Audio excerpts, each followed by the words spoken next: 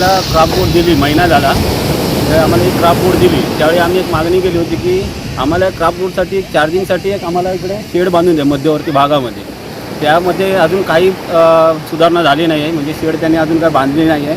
त्यावेळी आम्हाला जे चार्जिंग करायची असते ही बोर्ड, त्यावेळी आम्हाला स्मशानाच्या इकडे आम्हाला चार्जिंग पॉईंट करून दिला आहे. तिकडे घेऊन जावी लागते ती.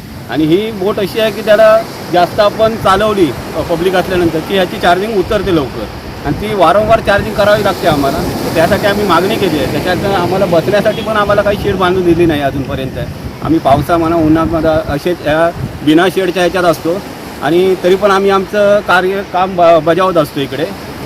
एकंदरीत एका दुर्घटना घडली तर ती दुर्घटना टाळण्यासाठी ही जी सामुग्री आहे ती आणण्यासाठी आपल्याला कशा पद्धतीची ओळखण करावी लागते, आपण काय सांगाल? हे आता ठेवली आहे बोट ह्या स्मशानामध्ये. इकडनं 1 ते 1.5 किलोमीटर अंतरावर हे स्मशान आहे आणि त्याच्यानंतर ती आणतेही. त्या बोट क्राफ्टचं वजन आहे 22-25 किलोपर्यंत ते वजन असेल आणि ती आम्हाला ती घेऊन यावी लागते, उचलून आणावी लागते. त्यामुळे कसं थोडंसं आम्हाला त्याच्यात पण डिले होतो. म्हणजे काही इकडे जर घटना घडली असेल तर ते आणणार आम्ही घेऊन येणार तर त्यात काहीतरी थोडंफार नुकसान होऊ शकतं. त्याच्यासाठीच आम्ही काही प्रशासनाजवळ मागणी केली होती की आम्हाला काहीतरी इकडे जवळच्या जवळ एक पॉईंट करून द्या आणि त्या पॉईंटनुसार आम्ही चार्जिंग लावू. म्हणजे आमचं पण इकडे लक्ष राहील, समोरच पर्यटक असतील त्यांच्यावर.